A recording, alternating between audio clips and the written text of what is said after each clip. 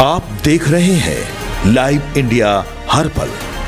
नमस्कार, live India में आपका स्वागत है। मैं अनिल सम्राट। उत्तर प्रदेश के डिप्टी सीएम केशव प्रसाद मौर्य ने कहा है कि आज से उत्तर प्रदेश बोर्ड की परीक्षाएं शुरू हो रही है। हम बच्चों के उज्जवल भविष्य की कामना करते हैं। एआई इम्पैक्ट समिट को लेकर कांग्रेस द्वारा सवाल खड़े किए जाने पर उन्होंने कहा कि कांग्रेस सवाल करके खुद सवाल के घेरे में आ जाती है। एआई समिट को लेकर देश में इतना उत्साह है और दुनिया के अंदर सबको पता है कि अगर एआई का कोई ग्लोबल हब है तो भारत है। मैं अपने प्रदेश के जो यूपी बोर्ड की आज से परीक्षाएं शुरू हो रही हैं, एक एक बच्चे के उज्जवल भविष्य की कामना करता हूं। सभी मन लगा करके अच्छे मन से परीक्षा दें और सफल हों और अपने परिवार का, अपने प्रदेश का, अपने देश का नाम ऊंचा करें। सर, एआई समिट का शुरुआत किया है प्रधानमंत्री जी ने, कांग्रेस उस पर सवाल खड़े कर रही है। सर, कैसे देखें? कांग्रेस सवाल करके स्वयं सवाल के घेरे में आ जाती है। एआई समिट को लेकर के इतना उत्साह है देश में और दुनिया के अंदर जो भी हैं उनको सबको मालूम है कि एआई का अगर कोई ग्लोबल हब है, विश्व का केंद्र है, तो वो भारत है। बिहार सरकार मंत्री दिलीप जायसवाल ने एआई समिट पर कहा कि एआई समिट बहुत बड़े पैमाने पर दिल्ली में आयोजित हुआ है, जिसमें कई देशों के प्रतिनिधि भाग ले रहे हैं। बिहार की भी सहभागिता समिट में हुई है। आईआईटी और उद्योग विभाग की बड़ी सहभागिता है। एआई तकनीक और सेमीकंडक्टर पॉलिसी पर हमने विस्तृत चर्चा की। आईआईटी पटना में एक रिसर्च सेंटर खुलेगा और करीब 468 करोड़ से अधिक के एमओयूज पर हस्ताक्षर भी हुए हैं।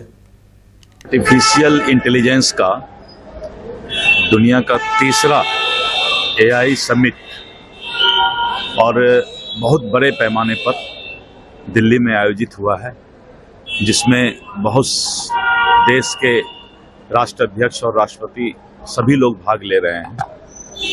बिहार का भी सहभागिता एआई समिट में एक्सपो में हुआ है और information and technology department, industry department की बड़ी सहभागिता है। एआई टेक्निक पर और सेमीकंडक्टर पॉलिसी पर हम लोगों ने विस्तृत वहां चर्चा किया है। आईआईटी पटना में एक रिसर्च सेंटर खुलेगा और करीब 468 करोड़ से ज़्यादा का जो है वहाँ पर एमओयू पर साइन भी हुआ है।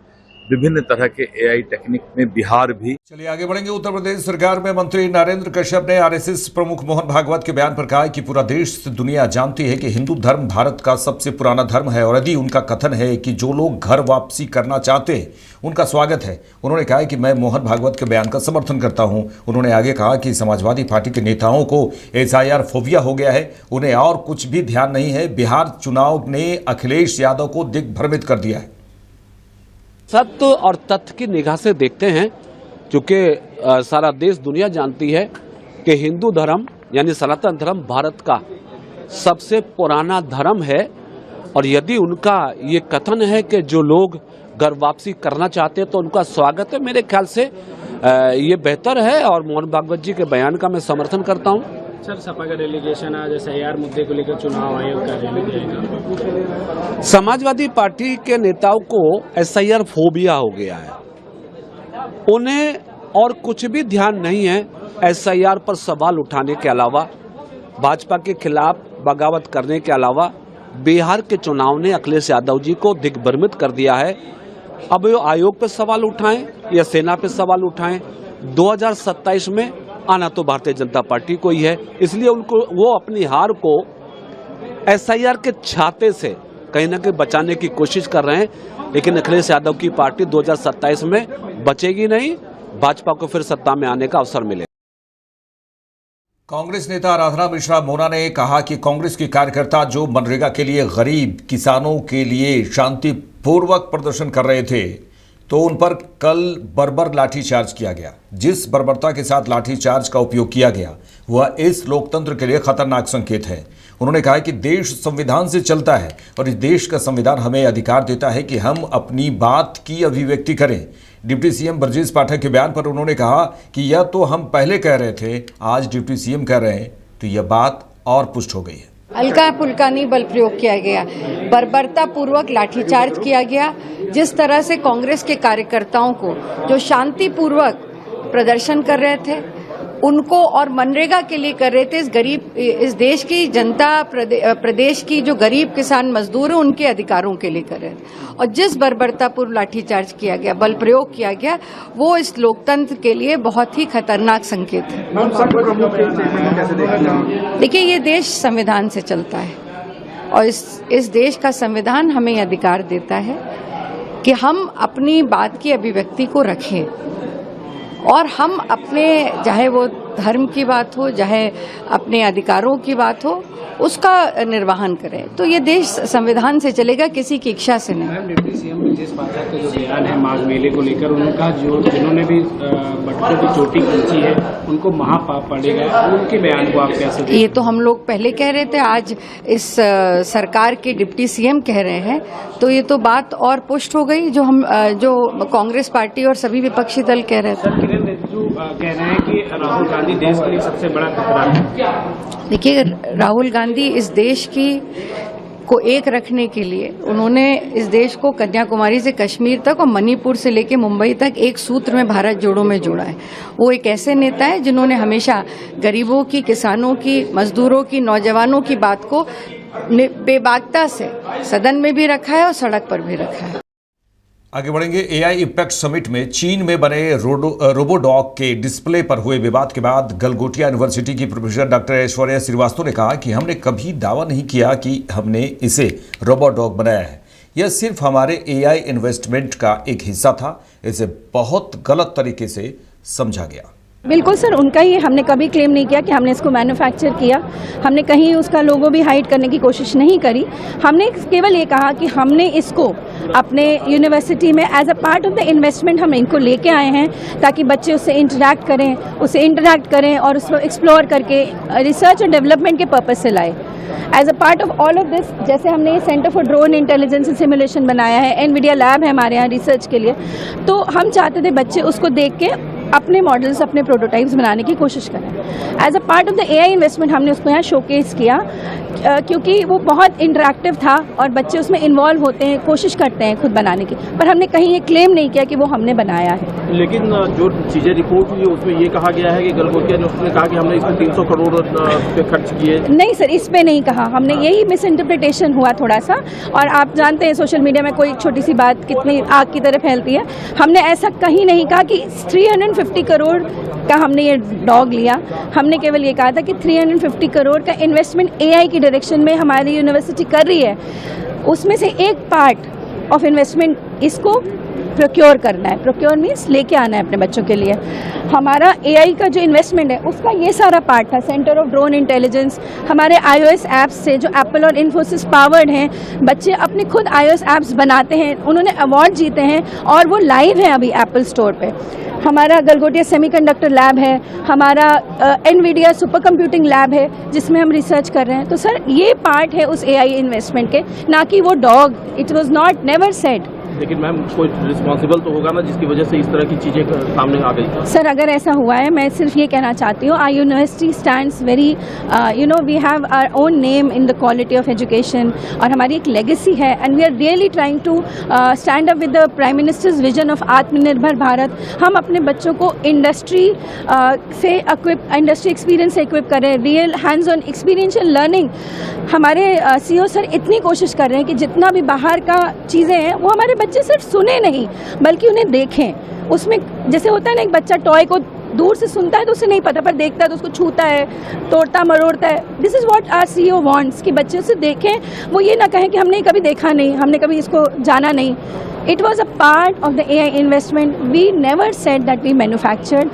It went across in the wrong way. It got misinterpreted in a big way, but this is not what we claimed. Ma'am, but government asked Gulgotia University to vacate this institution. No sir, ऐसा कोई हमें information as of now नहीं आया है. Ministry is saying that Gulgotia has demeaned the name of the country. No sir, this was never our intention. How it could be? We are in sync with the nation's vision and mission, Prime Minister's vision and mission.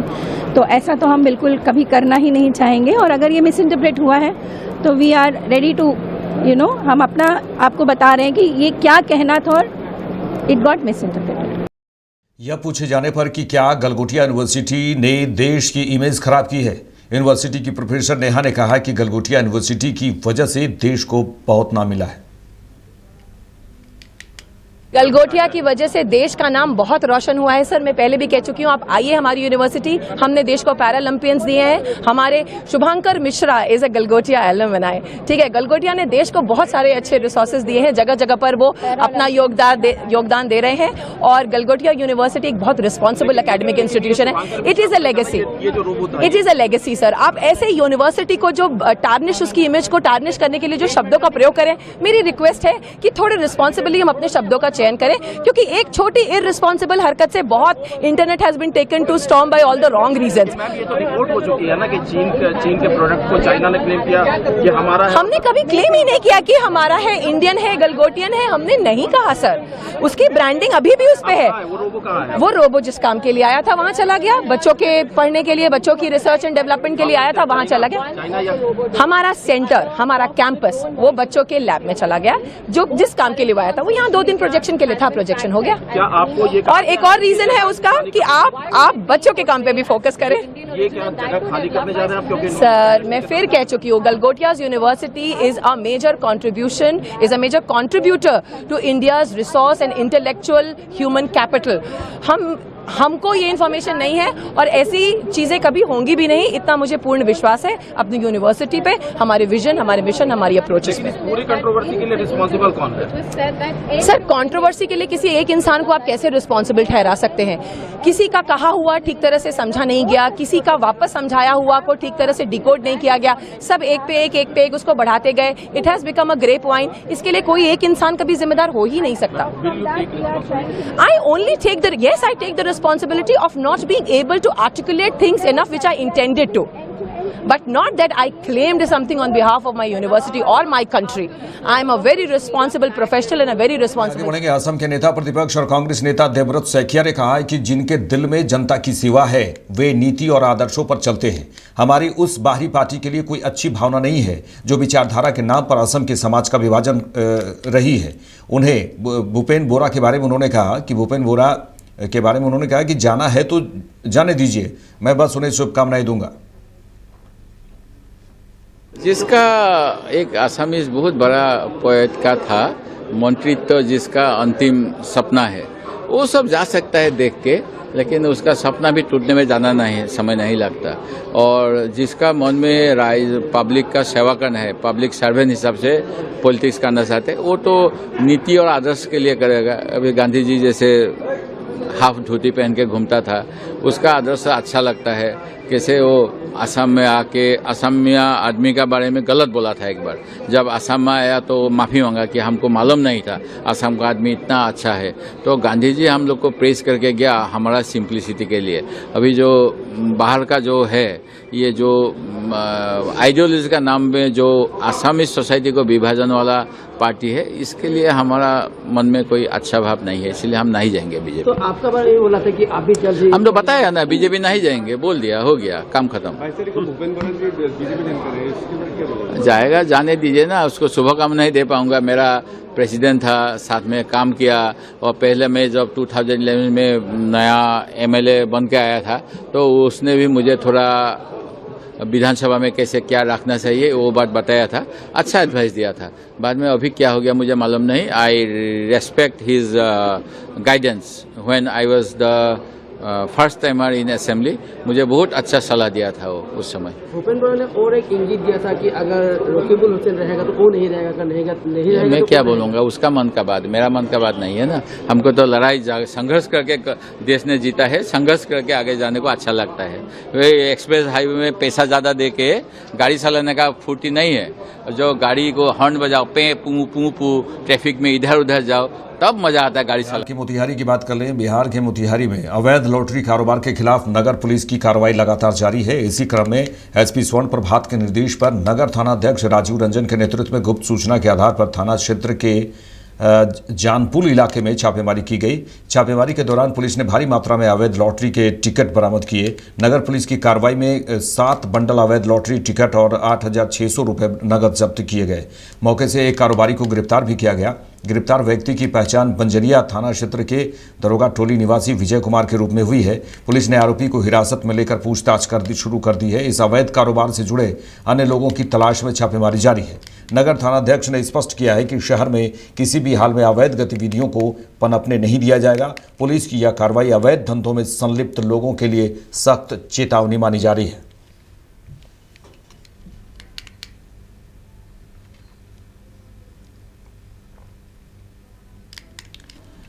Bharat Nepal सीमा पर सुरक्षा व्यवस्था और सीमा पार अवैध गतिविधियों की रोकथाम को लेकर बेतिया रेंज के पुलिस उप महानिरीक्षक हरकिशोर राय, पूर्वी चंपारण के जिला पदाधिकारी सौरभ जोरवाल और पुलिस अधीक्षक स्वर्ण प्रभात ने एसएसबी अधिकारियों के साथ विस्तृत समीक्षा बैठक की। बैठक में भारत नेपाल सीमा पर मौजूद विभिन्न सुरक्षा चुनौतियों, तस्करी, अवैध आवाजाही और अन्य सीमा पार गतिविधियों पर गंभीर चर्चा की गई। अधिकारियों ने सीमा क्षेत्र में समन्वय बढ़ाने और निगरानी तंत्र को और सशक्त करने पर बल दिया। समीक्षा बैठक के उपरांत सभी पदाधिकारियों ने भारत नेपाल सीमा पर स्थित मैत्री पुल का स्थल निरीक्षण किया। वहां एसएसबी और कस्टम विभाग द्वारा किए जा रहे कार्यों की समीक्षा की गई। निरीक्षण के दौरान मैत्री पुल के नीचे बहने वाली सरिस्वा नदी में नेपाल की ओर से आ रहे गंदे और जहरीले पानी को लेकर अधिकारियों ने कड़ी चिंता व्यक्त की है। निर्णय लिया गया कि इस मुद्दे को आगामी भारत नेपाल कोऑर्डिनेशन बैठक में प्रमुखता से उठाया जाएगा। साथ ही कार्यपालक पदाधिकारी रक्सौल को निर्देश दिया गया कि मैत्री पुल की साफ सफाई, सौंदर्यीकरण और अविलंब प्रकाश व्यवस्था सुनिश्चित की जाए ताकि सीमा क्षेत्र की छवि बेहतर हो और सुरक्षा व्यवस्था और अधिक सुदृढ़ बन सके। सीमा क्षेत्र में उच्च स्तरीय अधिकारियों की संयुक्त पहल को सुरक्षा और समन्वय की दिशा में महत्वपूर्ण कदम माना जा रहा है।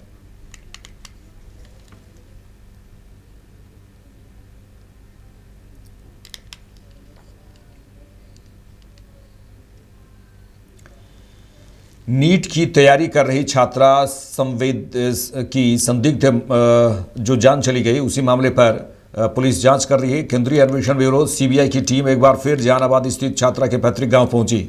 इस दौरान टीम ने मृतका के परिजनों से लंबी पूछताछ कर मामले से जुड़े महत्वपूर्ण साक्ष्य जुटाने का प्रयास किया।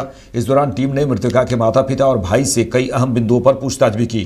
पूछताछ के बाद सीबीआई की टीम मृतका के भाई को अपने साथ लेकर भी चली गई, जिससे मामले की जांच और तेज होने के संकेत मिल रहे हैं। मृतका के पिता ने कहा कि उनके बेटे का मोबाइल मखदूमपुर के एक दुकान में मरम्मत के लिए दिया गया था। मोबाइल वापस मिलने के बाद शाम करीब 5:30 बजे रात लगभग 9:45 तक सीबीआई की टीम ने उससे जुड़े तथ्यों और जानकारी के आधार पर विस्तार से पूछताछ की।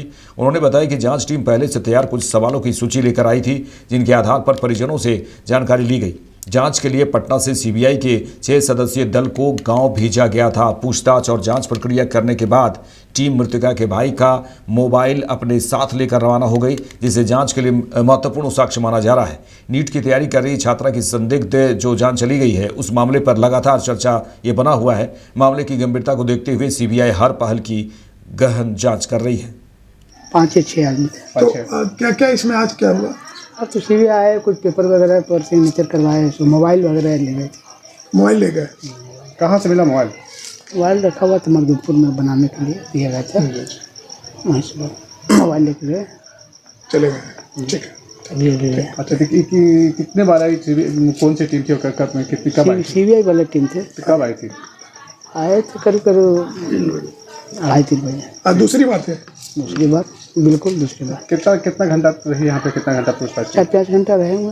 4-5 घंटा। क्या क्या पूछताछ में क्या? पूछताछ कुछ नहीं हुई। वो अपना उनका जो उनका कार्यशैली जो है, कार्यशैली का वो अपना संपन्न किए और उसी के तहत अपना ले गए, सब सील बंद करके लिफाफा में लगा। मेरे साथ इस बुलेटिन में इतना ही। देश दुनिया के तमाम खबरों के लिए देखते रहिए लाइव इंडिया। नमस्कार।